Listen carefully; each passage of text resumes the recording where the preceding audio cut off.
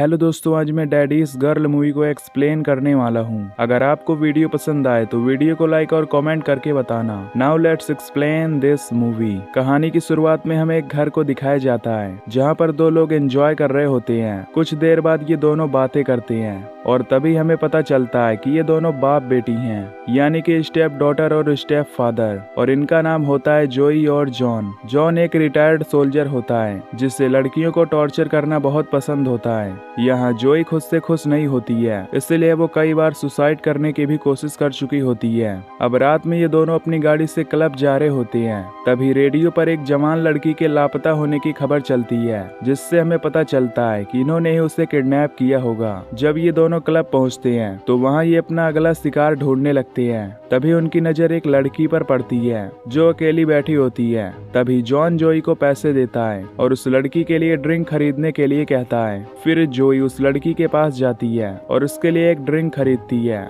वो उससे कहती है कि ये ड्रिंक उसके दोस्त की तरफ से है। तभी जॉन उस लड़की को इशारा करता है और उसे इम्प्रेस करके वो दोनों अपने साथ ले जाते हैं। जब वो घर पहुंचते हैं तो जॉन उस लड़की को उसकी आंखें बंद करने के लिए कहता है और उसे एक रूम में ले जाता है। जोई उस रूम के बाहर ही इंतजार करती है और उससे कुछ ठीक नहीं लग रहा होता। अंदर जॉन उस लड़की की फोटो खींचता है और उसे आंखें खोलने के लिए कहता है। जब वो लड़की अपनी आंखें खोलती है तो देखती है कि उस कमरे में काफी सारे औजार पड़े हुए हैं। जॉन उससे कहता है कि नर्क में स्वागत है और उसे उठाकर लोहे के बेड पर बांध देता है। तभी हम उस कमरे के दीवार पर उन पिछले विक्टिम्स की फोटो देखते हैं, जिससे हमें पता चलता है कि जॉन ने बहुत सी लड़कियों को मारा है। अगली सुबह हम एक लड़की को देखते हैं जिसका नाम जेनिफर होता है। वो यहाँ टाउन में काम के सिलसिले में आई होती है। तभी वो एक आदमी से लिफ्ट मांगती है जो उसे लिफ्ट दे देता है। तभी उसकी कार में जेनिफर को कई सारी मिसिंग लड़कियों के पोस्टर मिलते हैं। इस पर वो आदमी बताता है कि वो इस टाउन का डेप्यूटी है और वो इसी केस पर काम कर रहा है, क्योंकि पिछले कुछ दिनों से कई लड़कियां गायब हो रही हैं। फिर वो जेनिफर को ड्रॉप कर देता है और वहां से चला जाता है। इधर जॉन ने कल रात उस लड़की पर काफी अत्याचार किया होता है, जिससे उस लड़की को काफी दर्द हो रहा था। तभी जोई उसके रूम में आती है और एक फांसी का फंदा तैयार करती है। जोई उस लड़की से कहती है कि उसे काफी दुख है कि जॉन ने उसके साथ ये सब किया, लेकिन अब उसके पास दो ऑप्शन हैं। पहला कि वो जॉन का अत्याचार सहे और दूसरा कि वो फांसी लगाकर अपनी जान दे दे। दरअसल जॉन जो भी इन लड़कियों के साथ करता है जोई को वो पसंद नहीं होता, लेकिन वो कुछ नहीं कर सकती क्योंकि वो जॉन से बहुत डरती है। अब रात को जॉन जब घर आता है तो वो उस लड़की की लाश लटकी हुई देखता है, यानी कि उस लड़की ने दूसरा ऑप्शन चुना था। ये देखकर जॉन समझ जाता है कि जरूर इस काम के लिए जोई ने उसकी मदद की होगी, इसलिए वो जोई के पास जाता है और उस पर गुस्सा करता है। उसके बाद वो उस लड़की की बॉडी को टेबल पर लेटाता है और एक चेनसॉ लेकर जोई से उसके पैर कटवाता है। जोई ये पहली बार कर रही होती है, इसलिए उसे ये सब ठीक नहीं लगता। तभी जॉन उस लड़की के पैर से निकला खून उठाता है और जोई के माथे पर लगाता है। इसके बाद वो उस लड़की के छोटे छोटे टुकड़े करके कहीं फेंक देता है। अगली सुबह डिप्टी को एक बूढ़ी औरत बुलाती है और उसे बताती है कि कुछ शैतान बच्चों ने उसके घर पर अंडे फोड़े हैं, तो वो उन्हें गिरफ्तार कर ले। डिप्टी उससे कहता है कि वो बच्चों को गिरफ्तार नहीं करता। तभी वो शैतान बच्चे वहां आ जाते हैं और डिप्टी की गाड़ी की हवा निकाल देते हैं, जिससे डिप्टी को बहुत गुस्सा आता है। फिर वो पास के एक गैराज में जाता है जो कि जॉन का होता है। वो वहाँ जोई से मदद मांगता है, जिस पर जोई जॉन को बुलाती है। फिर जॉन वहाँ आता है और डिप्टी की मदद करता है। तभी डिप्टी जॉन से पूछता है कि क्या वो मिलिट्री में था, जिस पर जॉन कहता है हाँ, उसे इराक भेजा गया था। डिप्टी उसे बताता है कि वो भी इराक में था, लेकिन उसका बैच दूसरा था। दरअसल डिप्टी को लगता है कि वो जॉन को जानता है और उसे कुछ गड़बड़ लग रही होती है, इसलिए वो जॉन के बारे में अपने शेरिफ और उसकी बेटी से पूछता है। शेरिफ उसे बताता है कि जॉन ने एक लड़की से शादी की थी, जिसने शादी के कुछ साल बाद सुसाइड कर लिया था और तब से जॉन अपनी यंग गर्लफ्रेंड के साथ रहता है। दरअसल जॉन ने ये बात छुपाई होती है कि जोई उसकी स्टेप डॉटर है, इसलिए किसी को भी ये बात पता नहीं होती। इधर जॉन एक फंदा लेकर आया होता है, जिससे वो जोई को दिखाता है और कहता है कि जो कोई भी इस पर पैर रखेगा ये फंदा उसे पकड़ लेगा। वो उस फंदे को अपने लॉन में लगा देता है ताकि कोई लड़की अगर भागने की कोशिश करे तो वो उसमें फंस जाए। अब रात को फिर से ये दोनों क्लब जाते हैं, जहाँ जोई जेनिफर को देखती है जो वहाँ बार टेंडर होती है। जोई उसे शिकार बनाना चाहती है, इसलिए वो उसके पास जाकर उससे फ्लर्ट करती है। तभी जोई देखती है कि जॉन एक दूसरी लड़की के साथ बैठा हुआ है, यानी कि जॉन ने नया शिकार ढूंढ लिया था। फिर वो उसके पास चली जाती है। जेनिफर जब उन्हें ड्रिंक देने आती है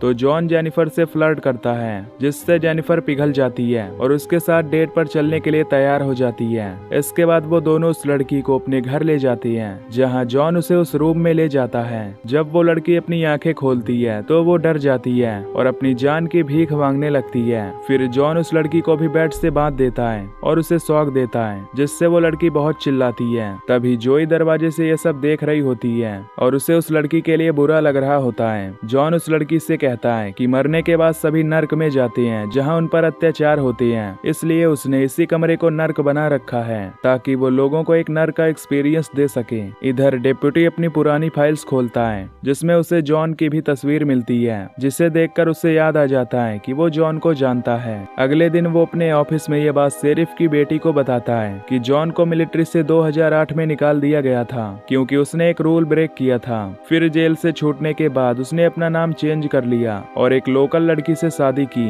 जिसकी पहले से ही 11 साल की बच्ची थी। फिर शादी के 2 साल बाद उसकी वाइफ ने सुसाइड कर लिया और जॉन ने उसकी बेटी को अपनी कस्टडी में रख लिया। ये सब सुनकर शेरिफ की बेटी को पता चलता है कि जोई ही जॉन की बेटी है, जिसके साथ वो रहता है। इधर जॉन अपने रूम में जाता है और उस लड़की के गले पर एक लोहे का पट्टा बांध देता है। अब जॉन ने कल रात उस पर काफी अत्याचार किया था, जिससे वो लड़की दर्द से चिल्ला रही थी। इधर जोई जेनिफर से मिलने आती है क्योंकि उसे जेनिफर काफी पसंद होती है। तभी जॉन वहां आता है और जोई को अपने साथ ले जाता है। फिर वो जोई को धमकी देता है कि वो अकेले घर छोड़कर न जाया करे। इसके बाद वो उस लड़की के पास जाता है और उसे शॉक देता है। तभी जोई को ये अत्याचार देखकर उस लड़की पर दया आती है, इसलिए वो एक गन लेकर उस कमरे में जाती है और जॉन पर तान देती है। जॉन उससे कहता है कि वो उससे बहुत प्यार करता है। ये सुनकर जोई वो गन उस लड़की को दे देती है और उससे कहती है कि उसके पास 2 ऑप्शन है, पहला कि वो अपनी जान ले ले और दूसरा कि वो जॉन का अत्याचार सहे। अब वो लड़की जॉन का अत्याचार नहीं सहना चाहती थी, इसलिए वो खुद को मार लेती है। इधर डेप्यूटी उसे स्कूल में पहुंचता है जहां जॉन की वाइफ की बेटी पढ़ती थी। वहां की प्रिंसिपल उसे उस बैच की फोटो दिखाती है जिसमें जोई भी होती है। अब ये देखकर डेप्यूटी को कंफर्म हो जाता है कि जोई ही जॉन की स्टेप डॉटर है। इधर जोई को हर जगह उस लड़की की परछाई दिख रही थी क्योंकि जोई के दिमाग में यही चल रहा होता है कि जॉन जो कर रहा है वो गलत है। कुछ देर बाद जॉन और जोई शॉपिंग करने के लिए सुपरमार्केट जाते हैं। डेप्यूटी भी वहाँ पर होता है, जो जोई के पास आकर उससे कहता है कि वो उसकी असलियत जानता है, तो अगर उसे मदद चाहिए तो वो उसे बता सकती है। जोई उससे कहती है कि जो वो जानता है वो सच नहीं है। तभी जॉन उन दोनों को बातें करते हुए देख लेता है और जोई को अपने साथ ले जाता है। फिर जोई जॉन को बताती है कि उसे उनकी असलियत पता चल गई है, लेकिन उसने उसे कुछ नहीं बताया है। ये सुनकर जॉन उस पर गुस्सा करता है और वो दोनों वहाँ से चले जाते हैं। रात को फिर से ये दोनों क्लब में आते हैं जहाँ ये जेनिफर को अपना शिकार बनाते हैं। यहाँ जोई को जेनिफर पसंद होती है, इसलिए जब जॉन ड्रिंक लेने गया होता है तो जोई जेनिफर को उनके साथ न चलने के लिए कहती है, लेकिन जेनिफर अभी दूसरे मूड में थी, इसलिए वो उसकी एक नहीं सुनती।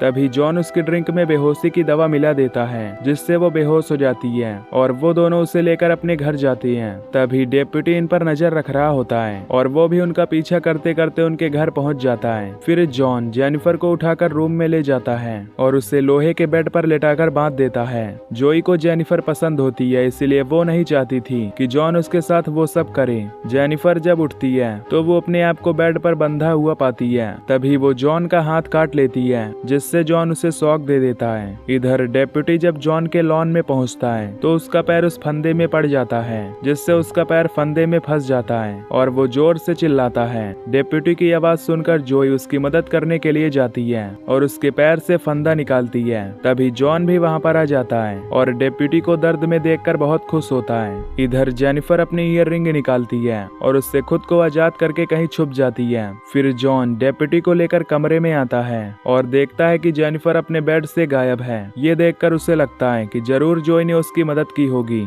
इसलिए वो जोई को एक थप्पड़ लगाता है और फिर जेनिफर को ढूंढने के लिए बाहर जाता है। तभी जेनिफर जॉन के पैर पर एक चाकू मारकर वहां से भागने लगती है। जॉन भी उसका पीछा करता है। इधर डेप्यूटी जोई को थैंक्स बोलता है फंदे से उसका पैर छुड़ाने के लिए। इधर जॉन जेनिफर से लड़ रहा होता है, वो मदद के लिए जोई को बुलाता है। तभी जोई एक गन लेकर वहां आती है और जेनिफर पर तान देती है। फिर जॉन जेनिफर से कहता है कि दैट्स माई गर्ल, पर तभी जोई उससे कहती है कि you are not my daddy. ये कहकर कहकर जोई जॉन को गन से शूट कर देती है। इसके बाद वो एक चाकू उठाती है और जॉन का गला काट देती है, जिससे जॉन की मौत हो जाती है। अब कुछ दिनों बाद डिप्यूटी भी रिकवर होने लगता है। तभी शेरिफ की बेटी उसके लिए खाना लेकर आती है। वो डिप्यूटी से पूछती है कि क्या जोई का कुछ पता चला। इस पर डिप्यूटी उससे कहता है कि नहीं। फिर हम जोई को देखते हैं जो कि अब जेनिफर के साथ होती है। वो दोनों उन लोगों को मारने लगती हैं जो क्रिमिनल्स होते हैं और ये मूवी यहीं पर खत्म हो जाती है। तो दोस्तों, अगर आपको ये एक्सप्लेनेशन पसंद आई हो तो वीडियो को लाइक और चैनल को सब्सक्राइब कर देना। बाकी मैं मिलूंगा आपसे अगली वीडियो में। Till then take care, love you, bye bye.